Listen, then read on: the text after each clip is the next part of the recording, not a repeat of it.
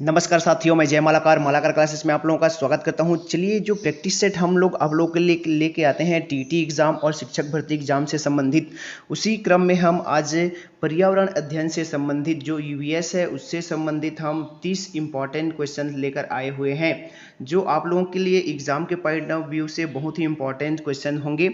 ये बार बार आने वाले एग्जाम पे बार बार आने वाले प्रश्न हैं। ये कई बार किसी न किसी एग्जाम पे आते रहते हैं। उन्हीं प्रश्नों का एक संग्रह है, पीडीएफ के माध्यम से आप लोगों को बताने की कोशिश किया जाएगा कि किस तरह से आंसर लिया जाता है और किस तरह से क्वेश्चन आते हैं। तो ये आप लोगों के लिए बहुत ही इंपॉर्टेंस रहने वाला है। तो जो भी इस चैनल पे नए हैं, हमारे चैनल को सब्सक्राइब कर लीजिएगा। आपको इसी तरह के बहुत सारे आपके प्रैक्टिस सेट मिलेंगे टीटी एग्ज़ाम होने तक और शिक्षक भर्ती होने तक। और आप लोगों ने अभी तक हमारे प्लेलिस्ट पे जाकर नहीं देखा है तो प्लेलिस्ट पे एक बार जरूर जाइएगा, बहुत सारे वीडियोस डले हुए हैं प्रैक्टिस सेट आपके लिए। तो आइए स्टार्ट करते हैं आज का पहला क्वेश्चन, जो पर्यावरण से संबंधित है।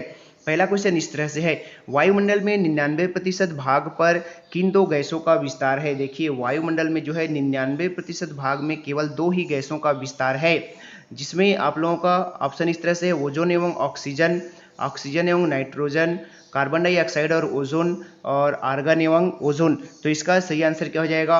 ऑप्शन बी हो जाएगा, ऑक्सीजन और नाइट्रोजन। देखिए, नाइट्रोजन लगभग 78% होता है और आपका ऑक्सीजन जो है लगभग 22% के आसपास होता है ना, 21 दशमलव समथिंग, और ये 78 दशमलव समथिंग। तो ये है आपका कुल 90% हो जाता है। तो सही आंसर हो जाएगा ऑप्शन बी। आगे देखते हैं क्वेश्चन नंबर 62। देखिए, ये क्वेश्चन का जो सीरीज है 61 से होगा 90 तक, है ना। तो देखते हैं क्वेश्चन 62 पे, पर्यावरण अध्ययन में शैक्षणिक भ्रमण का मूल उद्देश्य क्या होता है। देखिए, पर्यावरण अध्ययन में जो शैक्षणिक भ्रमण किया जाता है उसका मूल उद्देश्य क्या होता है। ऑप्शन इस तरह से है, बच्चों की ऊर्जा को विकसित करना, छात्रों के लिए प्रत्यक्ष अनुभव, समाजीकरण को बढ़ावा देना, टीम भावना को बढ़ाना। तो इसका सही आंसर जो हो जाएगा वो होगा ऑप्शन बी, छात्रों के लिए प्रत्यक्ष अनुभव प्रदान करना, है ना। वो प्रत्यक्ष रूप से देखते हैं, जैसे आप उसको भ्रमण कराते हैं बच्चों को और कहेंगे चलो बच्चों यहाँ पर कितने प्रकार के पेड़ हैं, सभी पेड़ों का नाम लिखो, कौन से पेड़ फल वाले हैं, कौन से फल वाले नहीं हैं। तो उनका ये प्रत्यक्ष अनुभव करते हैं। ठीक है, आगे देखते हैं क्वेश्चन नंबर 63 पे, कार्यक्रम रूप से शुष्क मिट्टी की क्या विशेषता है ना। देखिए, कार्यक्रम रूप से शुष्क मिट्टी की क्या विशेषता है, इसको कैसे पहचानोगे। देखिए, ऑप्शन आप लोगों के सामने इस तरह से हैं, जिसमें पहला, इसमें अधिक जल होना, पौधे को प्रकाश पर्याप्त नहीं मिलना, मिट्टी में लवण सांद्रता अधिक होगी, मिट्टी कठोर होगी। देखिए, तो 63 का जो सही आंसर हो जाएगा वो है ऑप्शन सी हो जाएगा, मिट्टी में लवण सांद्रता अधिक होगी। ये है शुष्क मिट्टी की विशेषता, है ना, कार्यक्रम के रूप से शुष्क मिट्टी की विशेषता।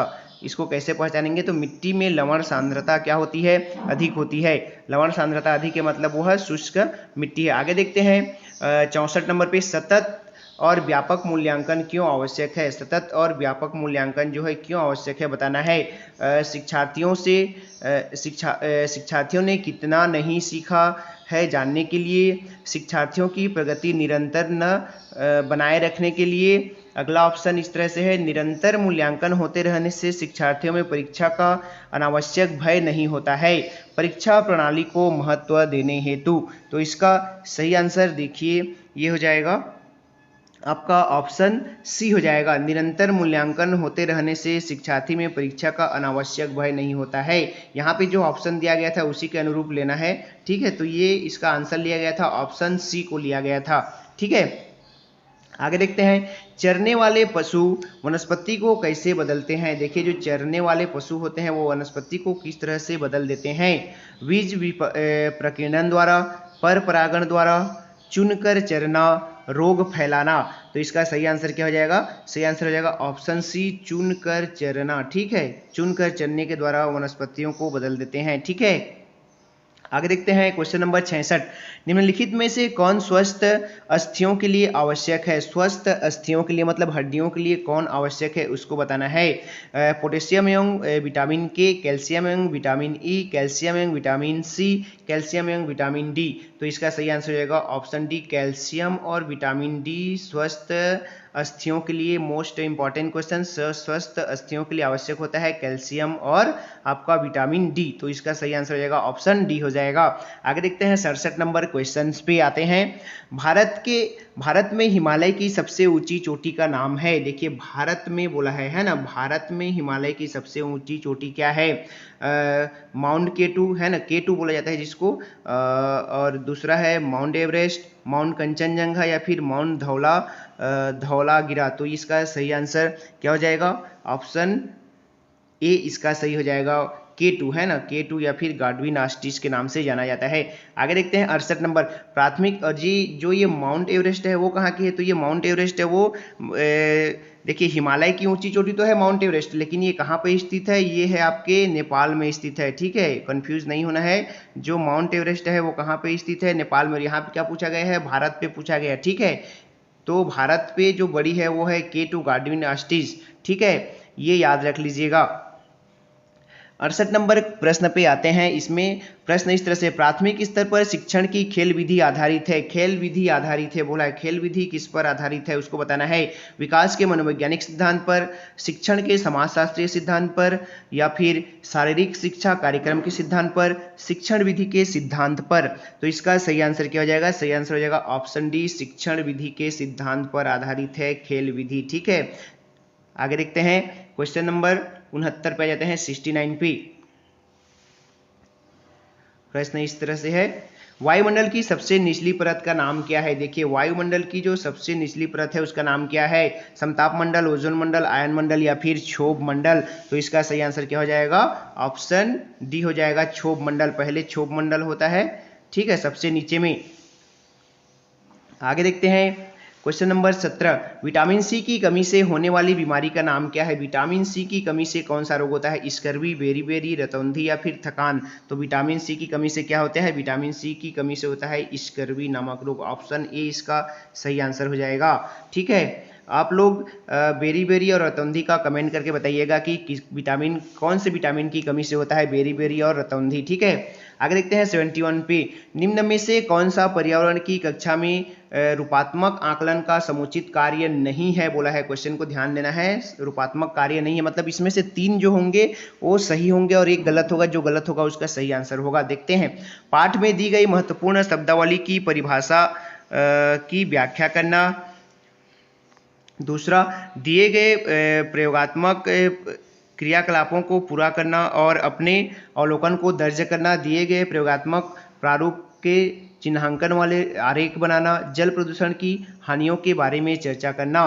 तो इसका सही आंसर हो जाएगा ऑप्शन डी हो जाएगा। इसका सही आंसर हो जाएगा जल प्रदूषण की कहानियों के बारे में चर्चा करना। ठीक है, ये इसका सही आंसर हो जाएगा, ऑप्शन डी इसका सही आंसर हो जाएगा।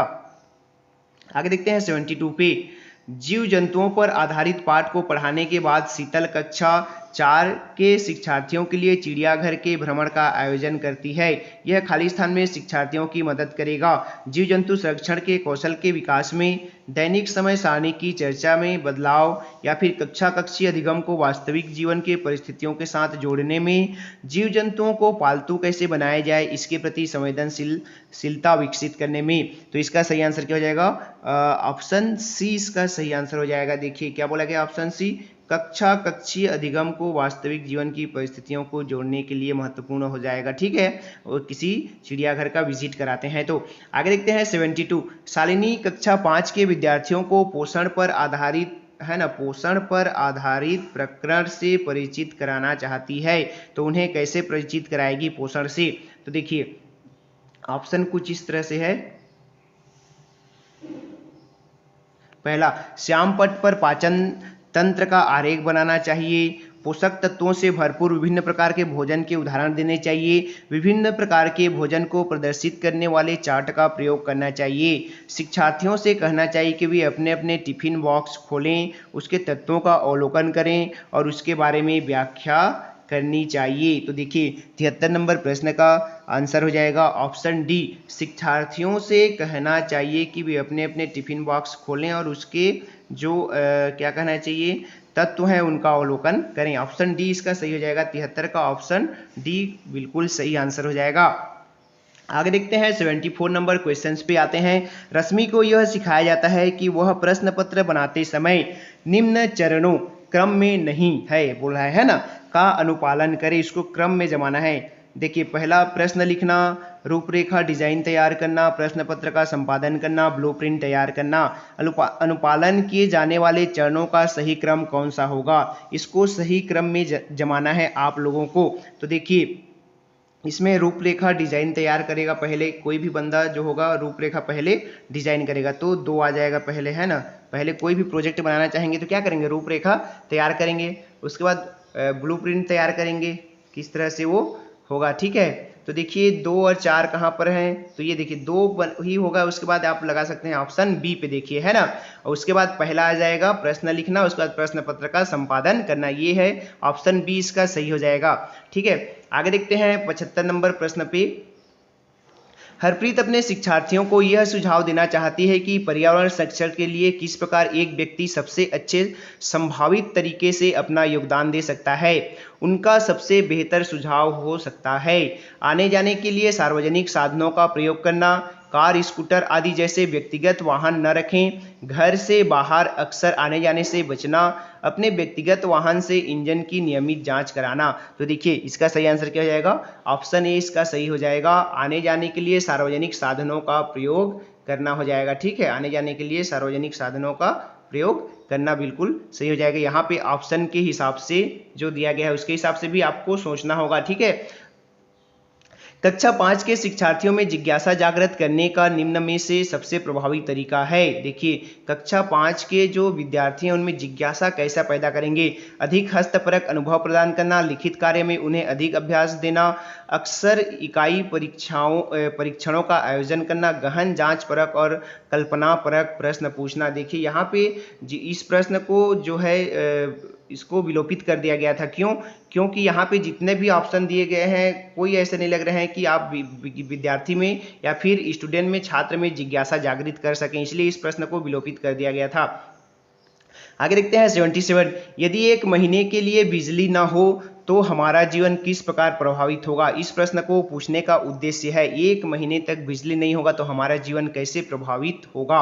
ऑप्शन इस तरह से हैं, समुचित तरीके से बिजली का प्रयोग करने के प्रति शिक्षार्थियों को संवेदनशील बनाना, बिजली के स्रोतों के बारे में शिक्षार्थियों का अवलोकन करना, शिक्षार्थियों के कल्पनापरक और चिंतनपरक कौशलों का विकास करना, शिक्षार्थियों की सामान्य जानकारी का आकलन करना।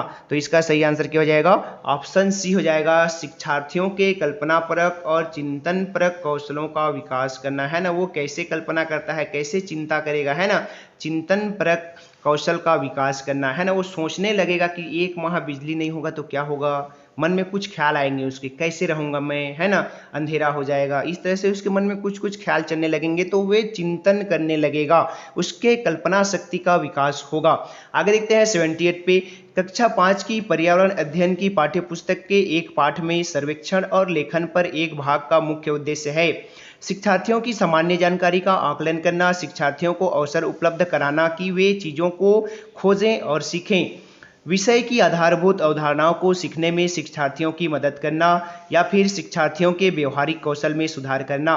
तो इसका सही आंसर हो जाएगा ऑप्शन बी सही हो जाएगा। देखिए ऑप्शन बी क्या दिया है, शिक्षार्थियों को अवसर उपलब्ध कराना कि वे चीज़ों को खोजें और सीखें। देखिए पर्यावरण अध्ययन के पाठ्यपुस्तक के एक पाठ में सर्वेक्षण लेखन है। सर्वेक्षण का मतलब क्या है, उनको चीज़ों को खोजने का गुण सिखाना, ठीक है, खोजी प्रवृत्ति का बनाना ही क्या है, सर्वेक्षण का एक गुण है, ठीक है। आगे देखते हैं 79 पर। वृक्ष संरक्षण की अवधारणा के बारे में शिक्षार्थियों को संवेदनशील बनाने के लिए गुंजन निम्नलिखित क्रियाकलापों का अवलोकन करती है। प्रत्येक विद्यार्थी को इस बात के लिए प्रोत्साहित करना कि वे एक एक वृक्ष को अपनाएं और उनकी देखभाल करें। ऑप्शन बी, वन संरक्षण पर वाद विवाद प्रतियोगिता का आयोजन करना, वृक्षों पर आधारित पोस्टर निर्माण संबंधित प्रतियोगिता का आयोजन करना, शिक्षार्थियों को लकड़ियों के भंडार दिखाना। इसका सही आंसर क्या हो जाएगा? 79 का ऑप्शन डी हो जाएगा। 79 का ऑप्शन देखिए यहाँ पे, अच्छा कूट पे दिया हुआ है, देखते हैं यहाँ पे वांछित उद्देश्य को प्राप्त करने में ऊपर दी गई गतिविधियों में से कौन सी सबसे कम प्रभावी होगा। हाँ देखिए, सबसे कम प्रभावी कौन होगा बोला है, ठीक है। तो सबसे कम प्रभावी कौन होगा? तो ये ऑप्शन डी, शिक्षार्थियों को कटी लकड़ियों के भंडार दिखाना। तो ऑप्शन डी इसका सही आंसर हो जाएगा, ठीक है। आगे देखते हैं क्वेश्चन नंबर 80 पे आते हैं, ठीक है। देखिए यहाँ पे कहा गया है, कक्षा 5 के शिक्षार्थियों को यदि यह समाप्त हो जाए, पाठ पढ़ाने के बाद शिला प्रकरण के बारे में शिक्षार्थियों की समझ के स्तर के बारे में जानने के लिए एक परीक्षण प्रसारित करती है। उसे यह जानकर आश्चर्य होता है कि एक बड़ी संख्या में शिक्षार्थी संबंधित अवधारणा को नहीं समझ पाए हैं। इसका मुख्य कारण हो सकता है, देखिए कुछ पढ़ा रही है तो उसको बच्चे नहीं समझ पा रहे हैं, तो उसका मुख्य कारण क्या हो सकता है? उसने प्रकरण को पढ़ाने के लिए सही पद्धति का प्रयोग नहीं किया था, शिक्षार्थियों का संज्ञानात्मक स्तर अच्छा नहीं था, यह प्रकरण पाठ्य पुस्तक में शामिल किए जाने योग्य नहीं था, शिक्षार्थियों को यह प्रकरण रोचक नहीं लगा। तो 80 नंबर के प्रश्न का ऑप्शन क्या हो जाएगा? उसने प्रकरण को पढ़ाने के लिए सही पद्धति का प्रयोग नहीं किया था, ठीक है। सही पद्धति का प्रयोग किया होता तो बच्चे सीख जाते। आगे 81, पृथ्वी का उष्मायन का अर्थ है। पृथ्वी का उष्मायन क्या है? ग्रीन हाउस गैसों द्वारा पृथ्वी के तापमान में वृद्धि, समुद्र में ज्वार भाटा आना, घने जंगलों से वायुमंडल में गैस उत्सर्जन, पवन ऊर्जा के कारण पृथ्वी के ताप में वृद्धि होना। तो इसका सही आंसर क्या हो जाएगा? ऑप्शन ए, ग्रीन हाउस गैसों का पृथ्वी के तापमान में वृद्धि, उष्मायन है ना। उष्मायन मतलब उष्मा शब्द से ही इसमें सिद्ध हो जा रहा है कि ग्रीन हाउस गैसों द्वारा पृथ्वी के तापमान में वृद्धि, ठीक है। तापमान वृद्धि को ही उष्मायन, उष्मा ताप ही है ना। कार्बन डेटिंग विधि प्रयुक्त की जाती है। कार्बन डेटिंग जो है कहाँ प्रयुक्त की जाती है उसको बताना है। स्थान ज्ञात करने में, वस्तु की आयु ज्ञात करने में, लिपि को पहचानने में, वस्तु की पहचान करने में। तो इसका सही स्थान क्या हो जाएगा? कार्बन डेटिंग है ना, C14 कहा जाता है जिसको, है ना। C14 का उपयोग कहाँ किया जाता है? तो वस्तु की आयु ज्ञात करने में। ऑप्शन बी इसका सही आंसर हो जाएगा। अम्लीय वर्षा से ऐतिहासिक इमारतों तथा मूर्तियों को संक्षारित क्षरण होना कहलाता है। अम्लीय वर्षा से जो क्षरण होता है वो क्या कहलाता है? Dry deposition, stone leprosy, aerosol, या फिर इसमें से कोई नहीं। तो इसका सही आंसर क्या हो जाएगा? इसको कहा जाता है स्टोन लेप्रोसी कहा जाता है, ठीक है। ऑप्शन बी इसका सही आंसर हो जाएगा। स्टोन लेप्रोसी के नाम से इसको जाना जाता है, ठीक है। आगे देखते हैं 84 नंबर पे। 84 नंबर क्या कहता है? स्पर्श गंगा अभियान का मुख्य उद्देश्य है। स्पर्श गंगा अभियान जो है उसका मुख्य उद्देश्य क्या है? देखिए, स्पर्श गंगा अभियान का मुख्य उद्देश्य क्या है उसको बताना है। तो इसका ऑप्शन इस तरह से है, स्वास्थ्य सुरक्षा, गंगा की स्वच्छता, नदियों को जोड़ना, या फिर मंदिरों का जीर्णोद्धार। तो इसका सही आंसर जो हो जाएगा वो है ऑप्शन बी, गंगा की स्वच्छता, है ना। स्पर्श गंगा अभियान किस लिए चलाया गया? तो गंगा की स्वच्छता के लिए चलाया गया था, गंगा नदी की। मीनामार्ट रोग प्रदूषण जनित रोग है। मीनामार्ट रोग, ये जो मीनामार्ट रोग है प्रदूषण जनित रोग है। जो परिणाम है, किसका परिणाम है? समुद्र में बिखरे तेल का, वायुमंडल में आर्सेनिक जमा होने का, औद्योगिक पारा अपशिष्ट को पानी में छोड़ने का, मनुष्य के कार्बनिक अपशिष्ट को पानी के पीने में छोड़ने का। तो इसका सही आंसर क्या हो जाएगा? ऑप्शन सी हो जाएगा। औद्योगिक पारा जो होता है, औद्योगिक में उद्योगों से जो पारा निकलता है उसके अपशिष्ट को पानी में छोड़ दिया जाता है, तो उसी से मीनामार्ट रोग होता है, ठीक है। और ये प्रदूषण से ही फैलता है। तो कौन से प्रदूषण से फैला है? तो औद्योगिक पारा के प्रदूषण से। भारत के किस राज्य में पानी पंचायत प्रारंभ हुई? पानी पंचायत कौन से राज्य में प्रारंभ हुआ था? ठीक है, पानी पंचायत जो है वे केरल, राजस्थान, उत्तर प्रदेश या फिर महाराष्ट्र। तो इसका सही आंसर क्या हो जाएगा? पानी पंचायत कहाँ प्रारंभ हुआ था? तो ये महाराष्ट्र में प्रारंभ हुआ था। ऑप्शन डी हो जाएगा। आगे देखते हैं 88 नंबर प्रश्न। ओजोन परत सूर्य से आने वाली किन किरणों को रोकती है? और रक्त किरणें, एक्स किरणें, परावैंगनी किरणें या फिर इसमें से कोई नहीं? तो इसका सही आंसर क्या हो जाएगा? ऑप्शन सी इसका सही हो जाएगा। ओजोन परत जो है सूर्य से आने वाली परावैंगनी किरणों को रोकती है। यहाँ आपके लिए क्वेश्चन होगा, कमेंट करके बताइएगा, ओजोन संरक्षण दिवस कब मनाया जाता है? ओजोन संरक्षण दिवस कब मनाया जाता है? कमेंट बॉक्स पे कमेंट करके बताइएगा। आगे देखते हैं, संरक्षण या विनाश पुस्तक के लेखक कौन है? संरक्षण या विनाश नामक पुस्तक के लेखक कौन है? सरला बहन, वंदना शिवा, जिम कार्बेट या फिर रस्किन बॉन्ड? तो इसका सही आंसर क्या हो जाएगा? ऑप्शन ए हो जाएगा। सरला बहन जो है संरक्षण और विनाश नामक पुस्तक के लेखिका हैं। ठीक है, आगे देखिए, क्षेत्रफल के आधार पर भारत का सबसे बड़ा राज्य कौन सा है? इसको बताना है, उत्तर प्रदेश, राजस्थान, महाराष्ट्र या फिर मध्य प्रदेश? तो सबसे बड़ा राज्य कौन है? राजस्थान है। ठीक है, इसमें आप एक कमेंट करके बताइएगा, क्रम से 3 राज्यों को जमा कर बताइएगा। भारत के सबसे बड़ा राजस्थान, उसके बाद और 2 राज्यों को क्रम से जमा कर बताइएगा कमेंट बॉक्स पे। तो दोस्तों ये थे आज के 30 इंपॉर्टेंट क्वेश्चन। आई होप आपको सारे प्रश्न अच्छे लगे होंगे।